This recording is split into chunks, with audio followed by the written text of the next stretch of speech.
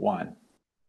Hi, everybody. This is Michael MATSUDA, Superintendent of the Anaheim Union High School District, and I'm your host of a new show called AUHSD Future Talks, in which we have some really profound and amazing guests to talk about the future of work, the future of life for young people, not only in Orange County, but across America, and especially those 30,000 young people and their families that the Anaheim Union High School District serves.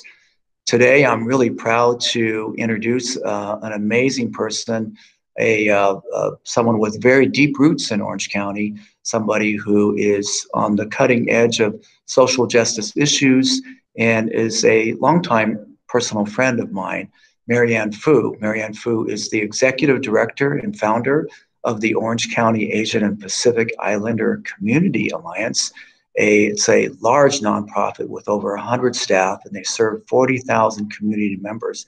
And it's not just serving Asian Pacific Americans, but it's a very inclusive organization that has many, many partnerships with schools, including the AUHSD.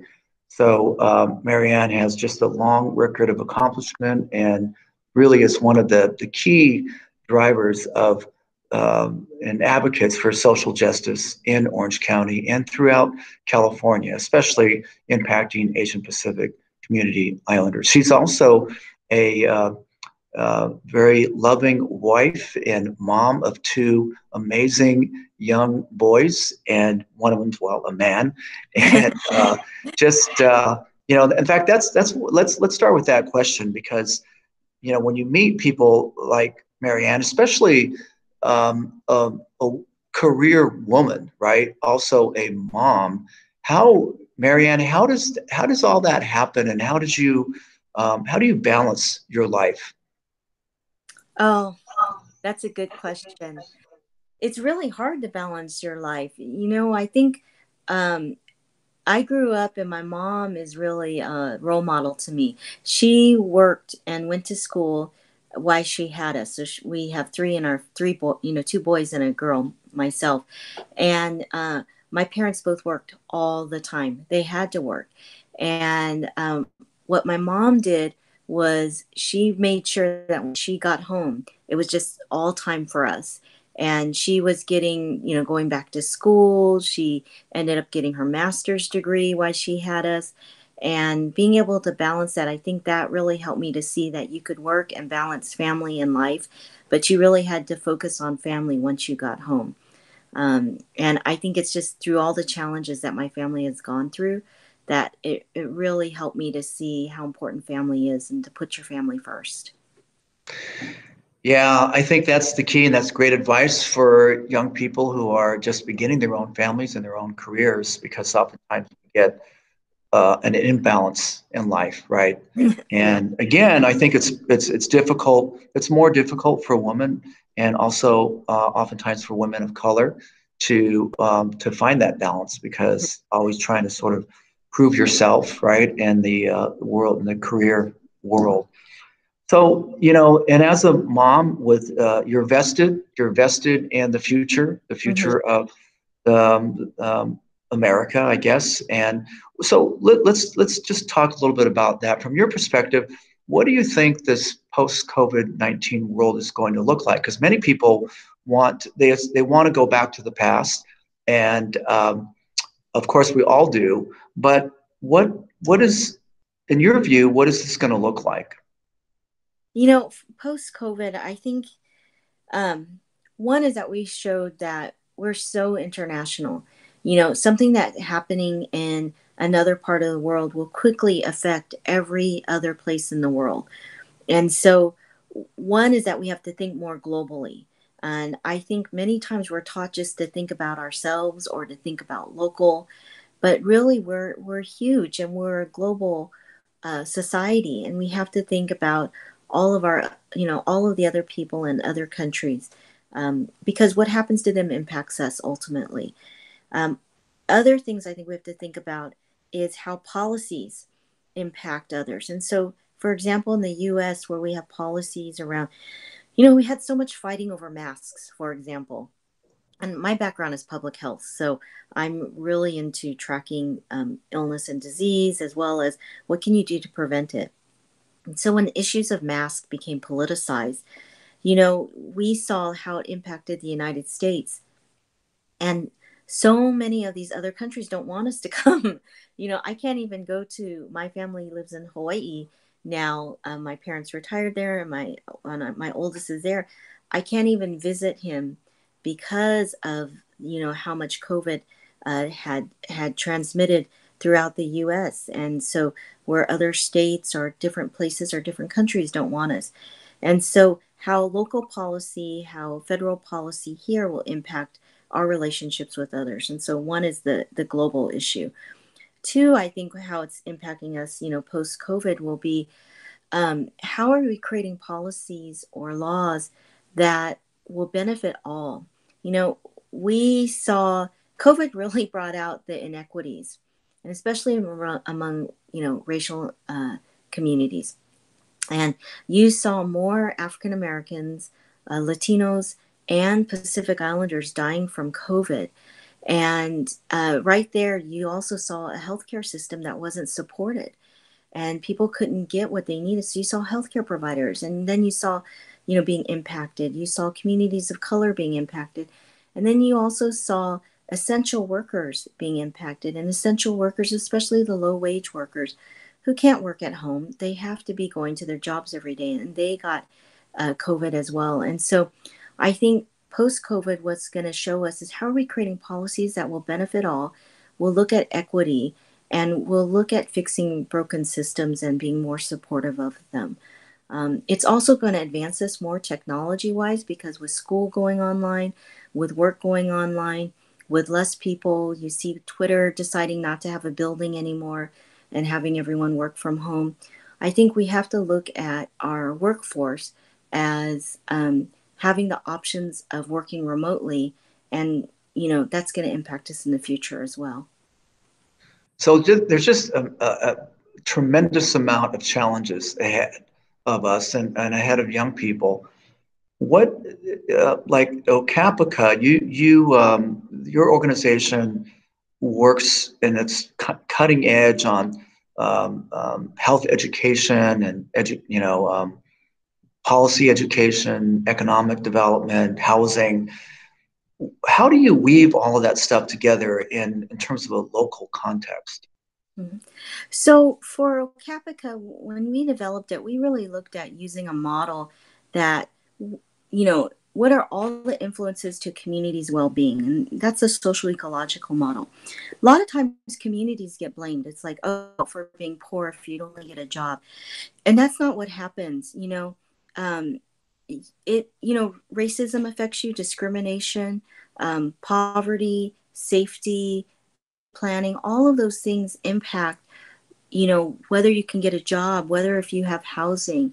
And so we really develop a model, and that's very integrative, where my background is health. I was a health educator, and I couldn't believe how much I had to get involved in voting. And early on, when I'm from Northern California, north of Sacramento, and I had experienced a lot of racism there. And, at the time when I was experiencing a lot of racism, I was doing good in school, but I was really having a lot of depression because of the racism. And so right there, I saw, gosh, racism can really impact you. And then the area I grew up in was very impoverished. The average income was very low. A lot of people were struggling. It's a farming community. And so you see, if your community is impoverished, how does that impact you? So myself and my best friend were the only two girls that went away to college. So for my personal experiences, I saw that it wasn't a choice that people made from my school. Oh, I'm just not going to go to college, or I'm just not going to work. There were no jobs. The area is very impoverished. You couldn't afford to go to college. There's a lot of racism. So multiple factors impact you. And so when we started OCAPICA, we really wanted to see what was happening to the community and their needs, and what were the things that were influencing those needs. It wasn't just an individual saying, oh, I want to live in poverty, I don't want to go to college. It was, where do they live? What was the city doing? Was the city investing in them and their neighborhoods, or was the city investing in corporations or bigger companies that they think that they can get more revenue from or more money from? And that was our approach. And that's why at OCAPICA we look at health and mental health, workforce development, civic engagement, and youth and education, because we believe those are the 5 areas that impact a community's well-being and really look at helping to transform a community and its future are those areas. So it's really about this civic education, of civic action, and holding people accountable or systems accountable for these policies impacting the community and understanding the interconnectedness, right? Which is a tall order. And that's why I think that your work with the schools, Anaheim Union High School District, has been so vital in terms of us becoming like, you know, a leader in democracy schools and civic education. And I think it's important that you supply a lot of young role models, college students, and who are integrated into the schools. But you know, you bring up a point too about just going to college in general and the costs, right? Because that's definitely a big factor. What do you tell young people now about? I mean, is college still worth it? Is it still the way to be successful? And in terms of the Asian Pacific community, that has been the great equalizer, right? There's no question about that. But what do you tell young people now who has a cousin or a brother that just graduated from UCLA and is $100,000 in debt? What do you say to that? You know, that's really challenging, because when I went to UC Davis as an undergrad and UCLA for graduate school, my tuition at UC Davis was $376.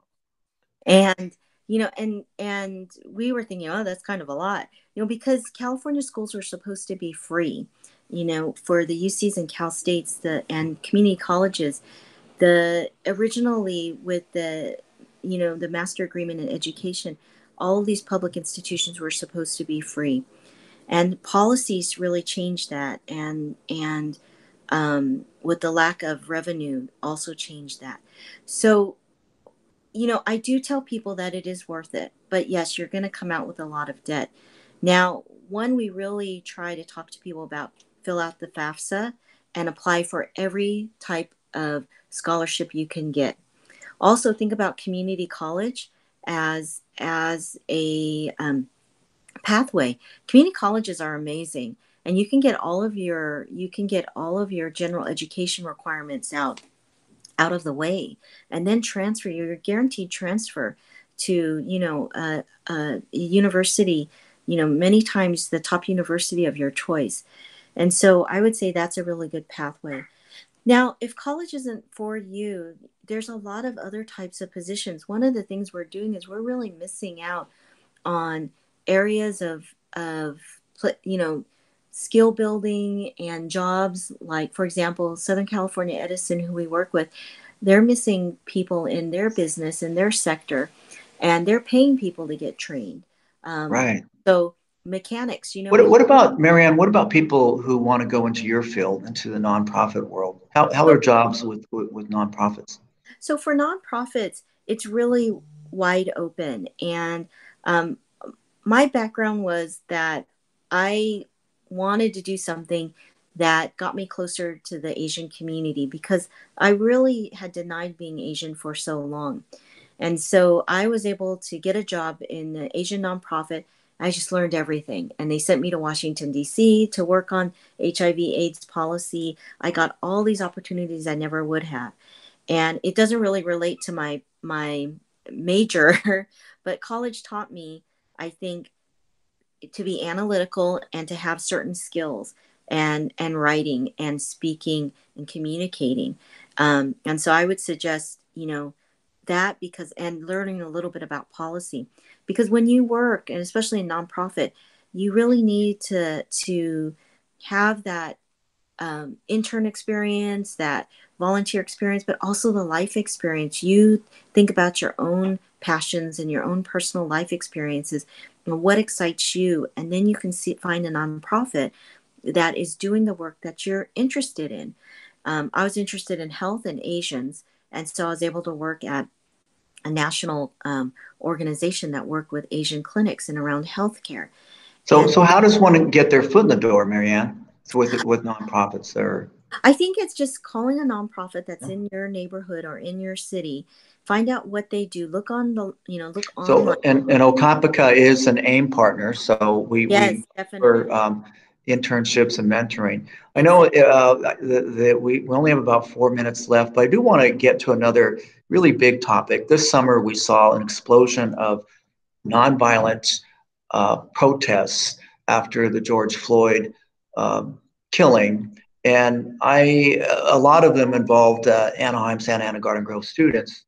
I mean, students across the country. Yeah. I went to one just to, because I was really nervous about the potential for violence. There was no violence. It was very peaceful, but surprised that so many Latinos and Asians and whites, because there aren't that many, as you know, there aren't that many African Americans Yeah. in Orange County, but tremendous support for this movement called Black Lives Matter.